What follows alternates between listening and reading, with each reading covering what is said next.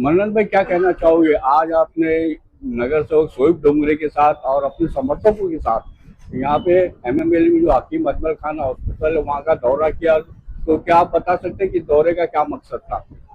देखिए मोइन भाई, हमारे ऑफिस में कई लोगों की इस तरह से शिकायत आ रही थी कि हॉस्पिटल में ये चीज नहीं, हॉस्पिटल में वो चीज नहीं है, दवा नहीं तो डॉक्टर नहीं है। तो मैं शोएब से कल ही बात हुई मेरी रात में कि काम करते कि अपन जा करके प्रैक्टिकली खुद देख लेते हैं।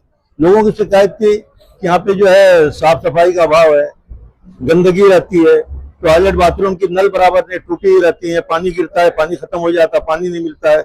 उसके बाद डॉक्टर का जो टाइम रहता है, डॉक्टर उस टाइम पे नहीं आते।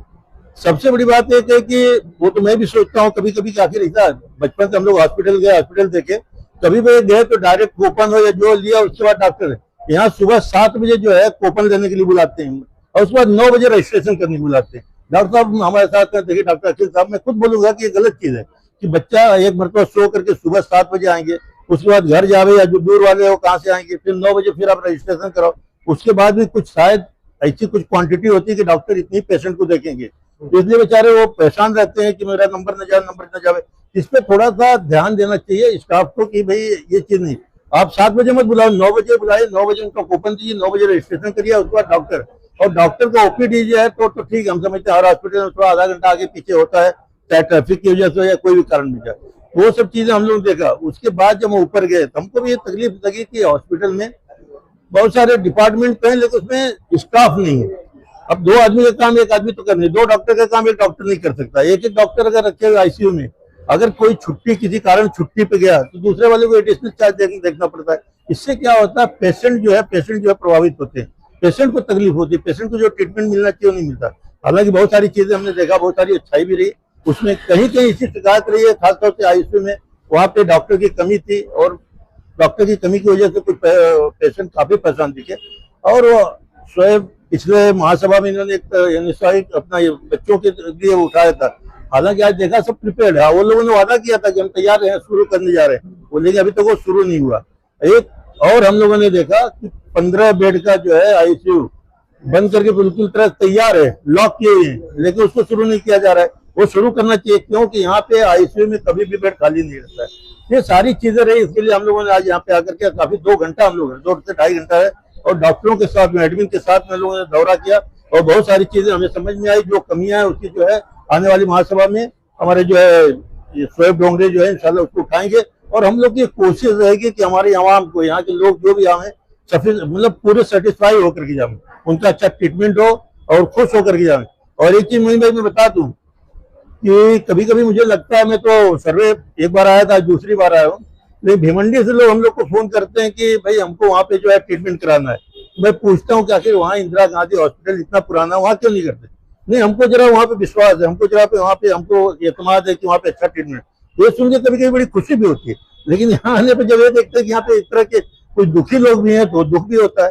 तो हम लोग की कोशिश रहेगी कि भाई जो अभी हॉस्पिटल बना इसमें अच्छा ट्रीटमेंट हो, लोगों को अच्छी सेवा मिले और लोग खुश होकर के जाए। मनन भाई, आप लोगों ने अस्पताल में कई पेशेंट लोग से भी बात की, तो क्या पेशेंट लोगों की क्या बातें आपको बताए, क्या चीजें निकल के सामने आई? नहीं, मैं तो भी आपके सामने बताए, हम लोगों ने जब शुरू में देखे तो सारे पेशेंट ने बड़ी तारीफ करी, जो यहाँ से गए जनरल वार्ड में और उधर से देखते हुए गए तो, लेकिन बाद में जब आईसीयू में गए, सीजरिंग में, बल्कि सीजरिंग में भी जो डिपार्टमेंट था वहाँ भी लोग ठीक ठाक बता रहे थे कि अच्छा ट्रीटमेंट है।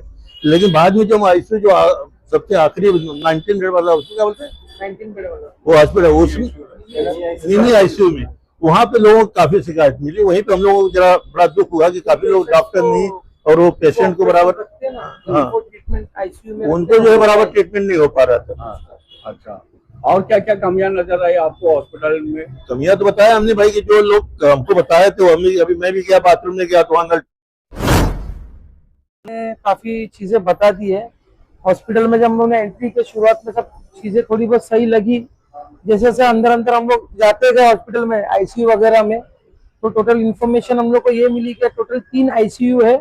एक आईसीयू 14 बेड का है, दूसरा 14 बेड का है और एक 19 बेड का है। ऐसा इस तरीके से पोस्ट आईसीयू है, जो ऑपरेशन का पेशेंट को रखा जाता है, एक वो आईसीयू है। फिर एक ऑपरेशन के पहले या ट्रीटमेंट के पहले जो पेशेंट को रखा जाता है वो आईसीयू है। तो एक थोड़ा सा मिला जुला हम लोग को इन्फॉर्मेशन मिला है कि थोड़े से लोग कुछ खुश भी है, ज्यादा करके लोग ना खुश है। और सबसे बड़ा जो प्रॉब्लम है वो स्टाफ का प्रॉब्लम है इस हॉस्पिटल में। यहाँ पे जो NICU है, NICU जैसे कि हमको पता चला था लास्ट टू लास्ट महासभा में NICU शुरू हो चुकी है, तो यहाँ पे शुरू नहीं हुई। हमने आके देखा तो पूरी रेडी है, लेकिन शुरू इसलिए नहीं हुई है क्योंकि उनके पास स्टाफ का प्रॉब्लम है। दूसरी सबसे बड़ी अहम चीज वो ये हॉस्पिटल का ये है कि यहाँ पे सीजरिंग नहीं होता है पेशेंट का। और जब नॉर्मल डिलीवरी भी होती है पेशेंट की, तो जब बच्चा बेबी जब आता है दुनिया में पैदा होता है, तो उसके बाद में उसको एक पीडियाट्रिक डॉक्टर लगता है। वो जो डॉक्टर है वो अवेलेबल नहीं है।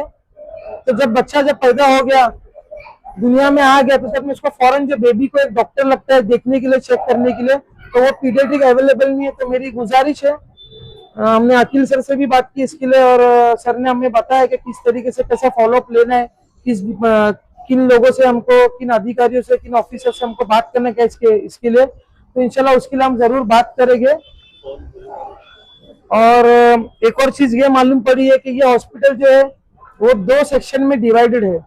70% जो है सेक्शन ये हॉस्पिटल का वो प्राइवेटाइज है। 70 to 75% डॉक्टर पोल करके वो चलाते हैं, उनके अंडर में है। तो उनके अंडर में जितने भी स्टाफ है या डॉक्टर्स है, अगर उनसे हमने अभी जो मालूमात लेनी चाहिए तो उन्होंने कुछ भी नहीं दिया। उन्होंने ये कहा कि डॉक्टर पोल से बात करो, डॉक्टर पोल से बात करो, यही कहा है। और जो 25% to 30% जो हॉस्पिटल है वो TMC के अंडर में है। तो TMC के अंडर में जो सेक्शन आता है उसके रिलेटेड जो भी इंफॉर्मेशन हमको चाहिए थे, अल्हम्दुलिल्लाह हमारे डॉक्टर अखिल सर जो यहाँ पे अभी हमारे साथ में, इन्होंने हमको बहुत अच्छा गाइड किया। डिटेल इंफॉर्मेशन मुझे इन्होंने दी है कि किस तरीके से वर्क होता है। सर आपका बहुत बहुत शुक्रिया, आपने बहुत अच्छी इंफॉर्मेशन दी है मुझे। और इन्होंने वादा भी किया है कि इंशाल्लाह आते 1-2 दिन में हमारी फिर से बड़ी मीटिंग होने वाली है आरोग्य केंद्र को लेके। तो जो TMC का जो सेक्शन है उसके लिए, उसके रिलेटेड जो इन्फॉर्मेशन चाहिए वो हमको मिल रही है, लेकिन जो प्राइवेटाइज जो सेक्शन कर दिया गया है, जो डॉक्टर पोल है उनके अंडर में आता है, वो कौन है आज तक हमने उनको देखा नहीं है, वो कब आते हैं, उनका कोई टाइमिंग नहीं है। तो गुजारिश है मेरी आपके मीडिया के माध्यम से, क्या मैंने तो यहाँ पे उनके स्टाफ को, जो उनके जो नीचे के जो अधिकारी है, जो ऑफिसर्स है, उनको मैंने स्टाफ को बोला कि उनको बोल देना क्या हम आए थे और आप आपकी अवेलेबिलिटी दो हमको, हम ताकि आपसे आके मिले और जो भी चीजें प्रॉब्लम है आपसे डिस्कस करें, क्योंकि ऐसा पता चला कि वही मेन है। और उनके बाद में प्रॉब्लम और भी चीजों की है, जैसे कि मेडिसिन नहीं है, मेडिसिन बराबर अवेलेबल नहीं है पेशेंट्स को। जैसे कि मन्नान चाचा ने बताया बहुत ज्यादा टाइम रुकना पड़ता है, डॉक्टर आते नहीं है। OPD जो सेक्शन है उसमें पेशेंट को काफी 1 घंटा 2 घंटा 3-3 घंटा भी रुकना पड़ता है।